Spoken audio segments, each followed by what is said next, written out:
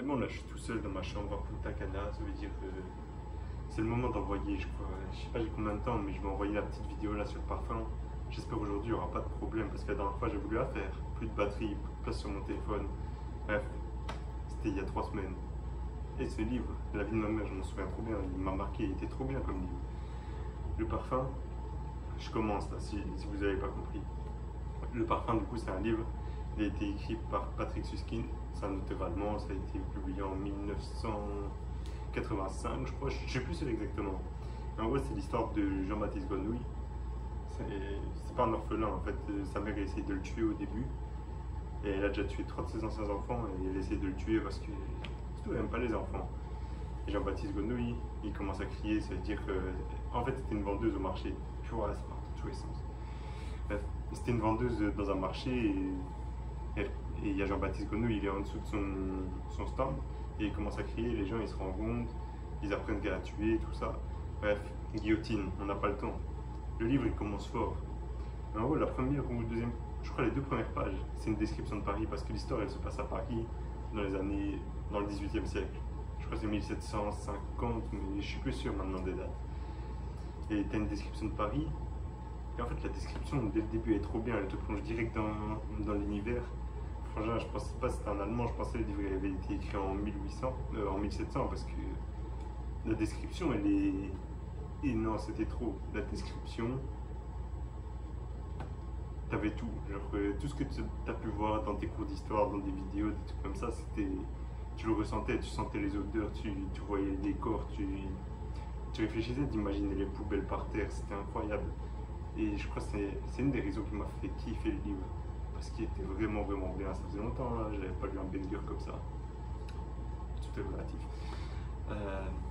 Bref, Patrick, Jean-Baptiste Grenouille. Donc il a plus de mère, on l'envoie dans un orphelinat.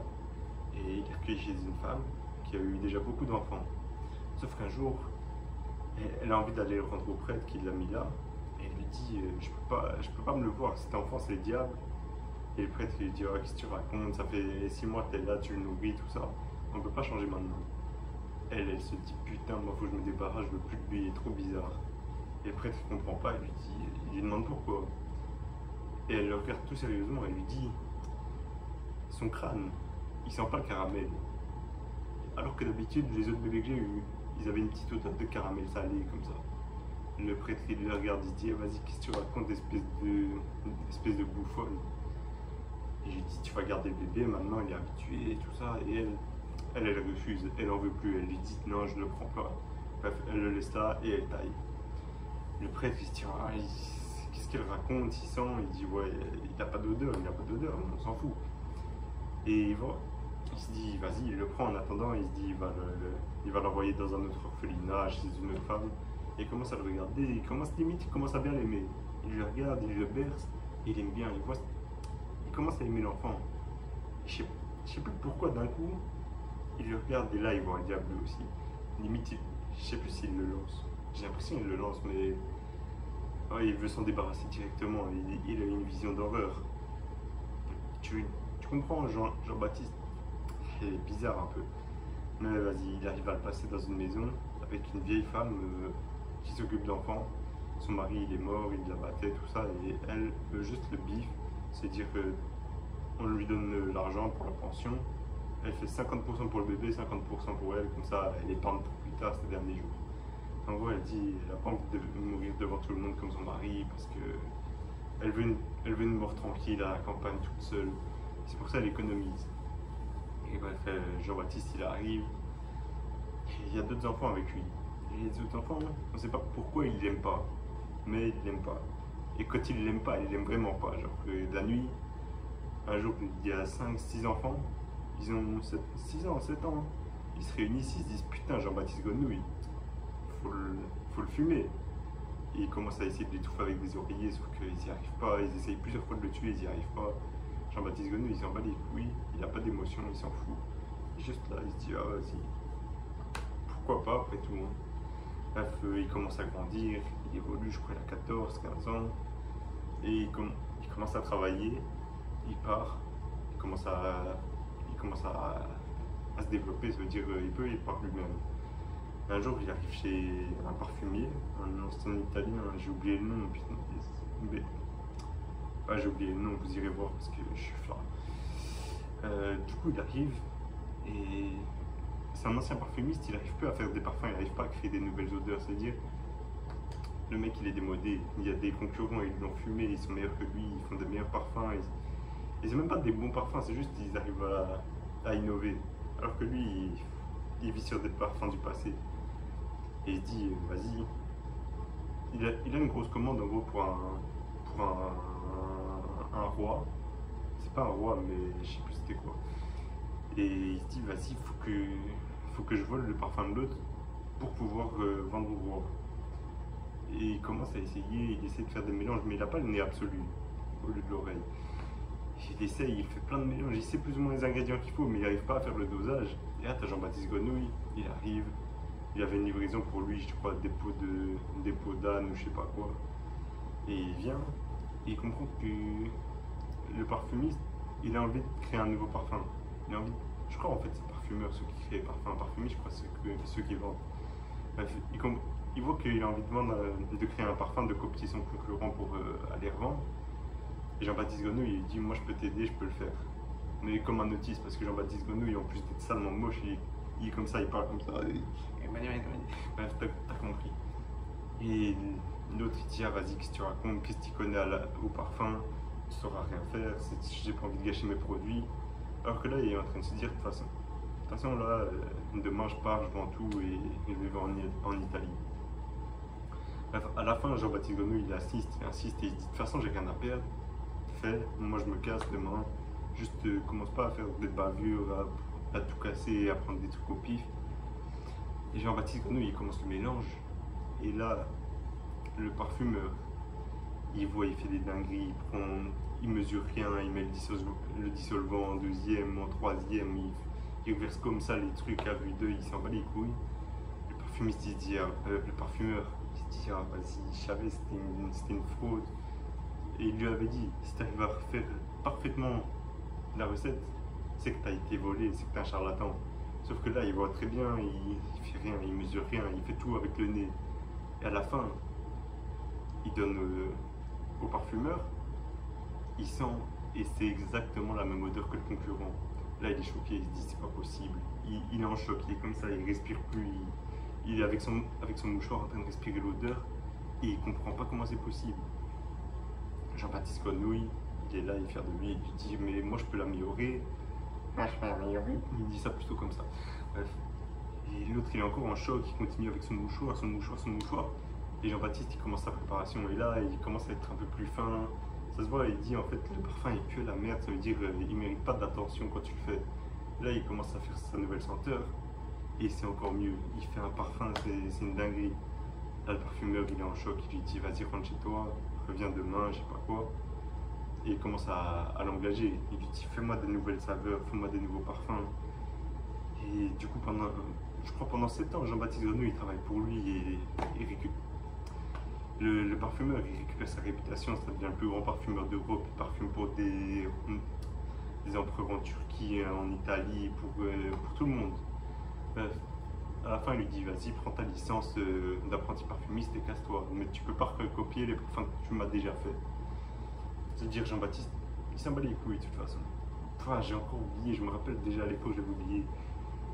Il y a une petite histoire, tu sais quoi, je la raconte plus tard, comme ça au début je spoil pas. Bref, Jean-Baptiste il part, il se taille, et il commence à parcourir le monde, sauf que il déteste l'odeur humaine.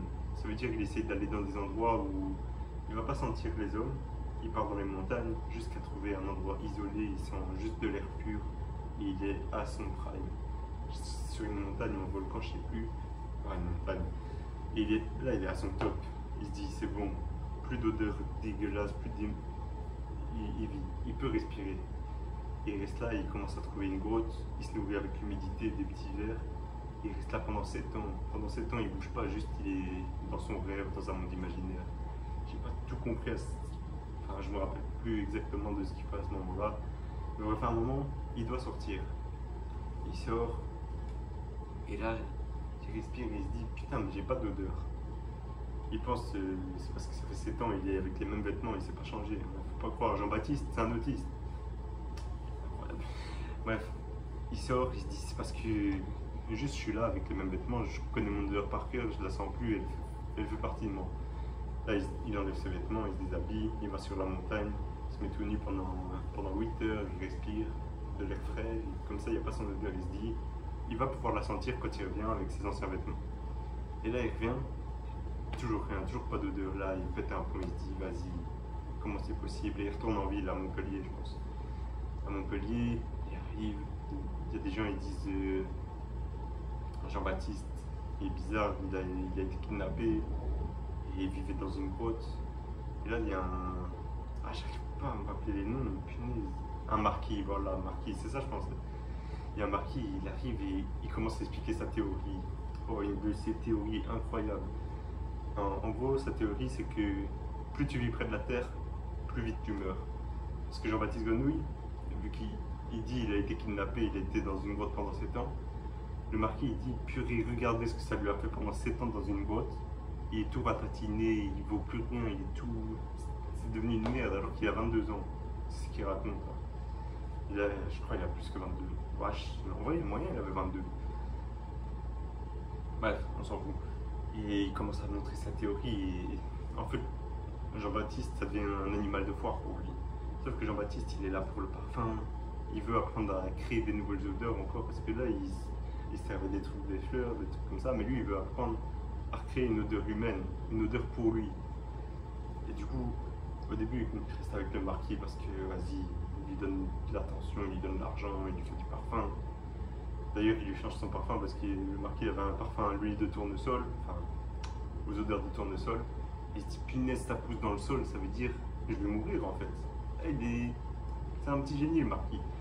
Jean-Baptiste, il lui fait un nouveau parfum, du coup. Non, je crois que c'était à la violette, pas au tulipe. Bref, il commence à revivre. Et il commence à essayer des petites expériences avec des SDF, des clochards.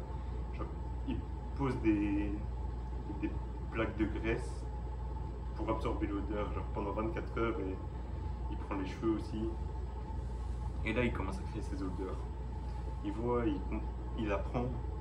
Bref, il finit par partir. Le marquis, c'est terminé, fin de l'histoire, changement de séquence. Là, il arrive en France, de nouveau, dans un petit village, dans une ville, je sais plus laquelle. Et il commence à travailler pour une parfumeuse qui, de nouveau, lui apprend encore des trucs en plus parce que Jean-Baptiste Grenouille, il a le nez absolu, il reconnaît toutes les odeurs, c'est le meilleur. Il a un don surnaturel. Mais il faut qu'il apprenne à les créer, les odeurs. Ça, c'est encore différent. Et il continue à apprendre, il continue ses expériences avec cette parfumeuse. Et il est dans la ville, et un jour il sent une odeur, et elle est incroyable. Il sent une odeur, elle est tellement pure, il l'a vue qu'une fois dans sa vie, et c'était 7 ans avant, c'est ce que j'ai oublié de vous spoil. Du coup maintenant, je vais vous spoil. En gros, 7 ans avant, quand il était à Paris, il y avait un feu d'artifice, je crois, je sais plus trop. Et il avait senti une odeur exceptionnelle. Vous voyez les odeurs, comment il kiffe, ça sentait trop bon. Et il est guidé par ces odeurs. Il marche à l'aveugle, il marche avec le nez. Il arrive et il voyait une fille, une rousse, toute jeune, 15 ans, un truc comme ça. Et il respire ses cheveux, elle sent trop bon. Il se dit, mais c'est incroyable, je veux avoir cette odeur, je veux me l'approprier. Et là, il la tue. Bref, il tue la fille. Parce que juste il voulait pouvoir s'approprier l'odeur encore. Et c'était pas assez de la respirer juste une fois. Il l'a tuée pendant 10 minutes, juste il la respire. Il commet pas de crime sexuel ou de vol ou n'importe quoi. C'est juste, elle sentait trop bon. Et du coup là, de nouveau il ressent une odeur, elle est similaire à celle qu'il a vue 7 ans avant à Paris. Et il se dit punaise, je crois qu'elle a 13 ans à ce moment-là, il se dit pendant 2 ans, je vais attendre qu'elle arrive à maturité. Et là, ça sera l'odeur, je vais créer mon odeur ultime. Et pendant 2 ans, il attend. Mais pendant les 2 ans où il attend, il commet quelques bavures. En gros, il commence à... Dès qu'il sent une fille qui sent très bon, mais jamais il trouvera la perfection comme celle qu'il attend, la fille du marquis. C'est encore un marquis, ouais. Et il sait qu'il va... Celle-là, c'est vraiment l'élément final pour le mélange parfait. En attendant, il tue d'autres filles qui sentent super bon pour déjà préparer le mélange. En gros, pendant 2 ans, il commet 24 crimes. Enfin, pendant 1 an et demi, il commet 24 crimes. Et les gens, ils comprennent pas ce qui se passe. Ils se disent, punaise, mais comment c'est possible? On n'arrive pas à l'arrêter. Finalement, ils arrêtent. Non, finalement, après ces 24 crimes, il y a une pause. Et on entend parler d'un autre tueur à Grenoble qui agit, qui fait plus ou moins la même chose, mais ça reste différent. Nous, on sait que Jean-Baptiste, c'est lui qui tue. On ne le dit pas au début, mais on sait que c'est lui. Sauf que le marquis, il voit sa fille, il sait qu'elle est dans les cibles, elle est dans la tranche d'âge des cibles. Il se dit, tu sais quoi, moi je vais bouger, je crois pas qu'il est à Montpellier. Je crois pas qu'il est parti à Grenoble, je crois qu'il est toujours ici. Et bref, il part, il dit, je vais à Montpellier justement. Et en même temps, lui, en réalité, il part pour autre part parce qu'il sent que le tueur il est dans la ville et qu'il va demander. Donc comme ça, il crée une fausse piste. Lui, il part vers Naples, un truc comme ça. Pas Naples, Naples, je sais plus. Et bref, Jean-Baptiste Grenouille, il se réveille le matin et il sent qu'il n'y a plus son odeur, il n'y a plus la fille. La fille est partie, il se dit merde, là je suis baisé. C'était le jour où ils vont passer à l'action. Et comme par hasard, elle part. Et puis il va à la sortie de la ville, il demande à un officier, il dit ouais, le marquis il est parti à Grenoble. Ouais, à Grenoble. Et là, Jean-Baptiste Grenouille, il sent. Il se dit mais Grenoble c'est par là. Pourtant, moi l'odeur, je la sens par là. Enfin, il lui dit pas, mais c'est ce qu'il se dit dans sa tête. Du coup, il redemande une deuxième fois et il confirme. Lui, il se dit est-ce que je fais confiance à lui ou à mon nez? Bref, il a fait confiance à son nez comme par hasard. Il prend la direction de Naples. Et il marche, sauf qu'il est estropié, il ne faut pas oublier, ça c'est important. Il marche, il sent l'odeur, il les repère, du coup il se dit vas-y j'avance plus vite, je vais me poser dans une auberge où ils vont s'arrêter, et comme ça, je les ai en visu.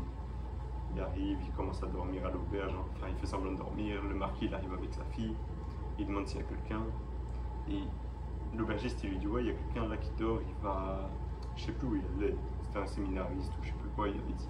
Bref, il avait menti. Et le marquis va voir pour voir s'il n'est pas dangereux. Il regarde et il sent un truc bizarre parce qu'il n'y a pas d'odeur.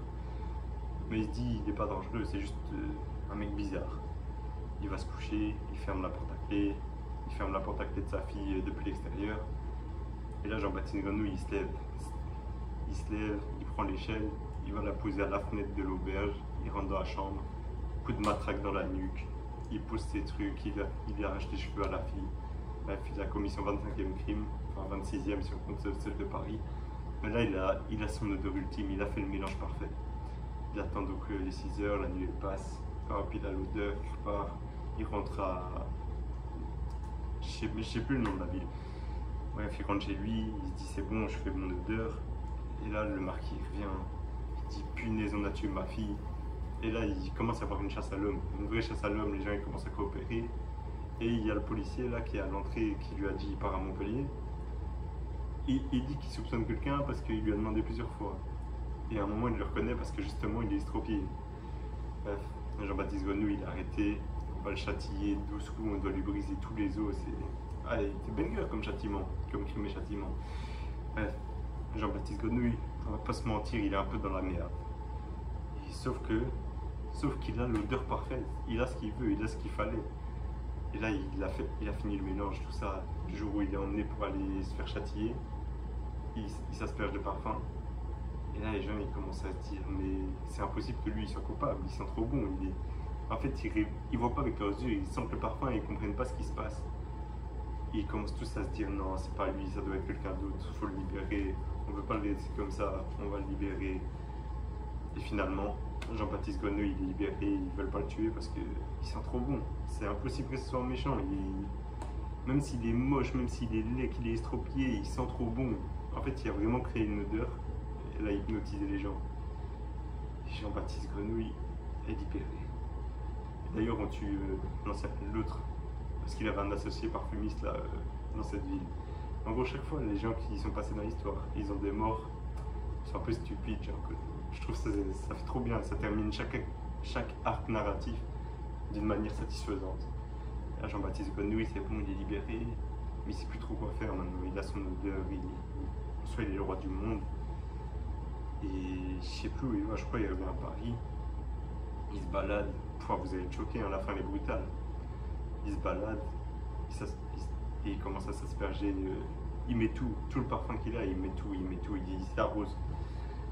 Et là, il commence à marcher dans la forêt ou je sais plus quoi. Il croise un groupe de personnes. Les gens, ils le sentent. Ils se disent, mais il sent trop bon ce mec.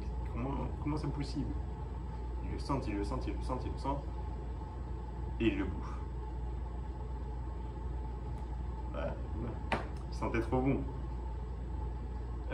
Et la vie de ma mère, je suis sérieux. En gros, il s'est aspergé de parfum. Les gens, ils ont dit, putain, il sent trop bon. Et ils sont devenus comme Jean-Baptiste Grenouille. Ils voulaient s'approprier l'odeur. Ils voulaient leur part de l'odeur de Jean-Baptiste Grenouille. Et du coup, ils ont commencé à le manger. C'est comme ça que l'histoire se termine. Si je dois tirer une conclusion rapide, parce que je vois là, ça fait déjà 21 minutes de vidéo. Voilà, c'était long, mais j'ai kiffé ce livre en même temps. En gros, ouais, en fait, je sais même pas quoi dire comme conclusion. Ce livre, il était incroyable. Ça représente un peu la solitude, mais juste les auteurs comme quoi c'est important. Pour moi, le livre, il est vraiment incroyable par ses descriptions, par son histoire, parce qu'il est extrêmement original. Ça se passe en plus au XVIIIe siècle en France, alors que c'est un Allemand, il l'a écrit au XXe siècle. Ah non, vraiment, c'était exceptionnel. Je vous conseille vraiment cette lecture. Et puis c'est pas un truc qui demande de réfléchir comme Crime et Châtiment, les frères Karamazov, les démons, que je suis en train de lire. J'ai bientôt fini d'ailleurs. À tout moment, j'en reviens une vidéo longue sur les démons. Mais c'est chaud parce que les démons, en fait, il y a trop d'histoires. C'est pas linéaire. Là, Jean-Baptiste Grenouille, ça allait comme ça. Il n'y a pas de bavure, il n'y a pas de 10 000 personnages. C'est Jean-Baptiste Grenouille avec quelqu'un à chaque fois. Alors que les démons, Crime et Châtiment, les frères Karamazov. Enfin, là, on va parler vite fait des frères Karamazov, mais t'as déjà les 3 frères, t'as le père, ouais, non, c'était trop, bref. Ici, c'est facile à faire. Et ça se lit bien. Il n'y a pas besoin... T'as pas besoin de te creuser la tête à te dire, ah ouais, et si c'était comme ça... Faut pas essayer de réfléchir, c'est juste un roman, un thriller. Je sais même pas comment appeler ça. Bref, ciao.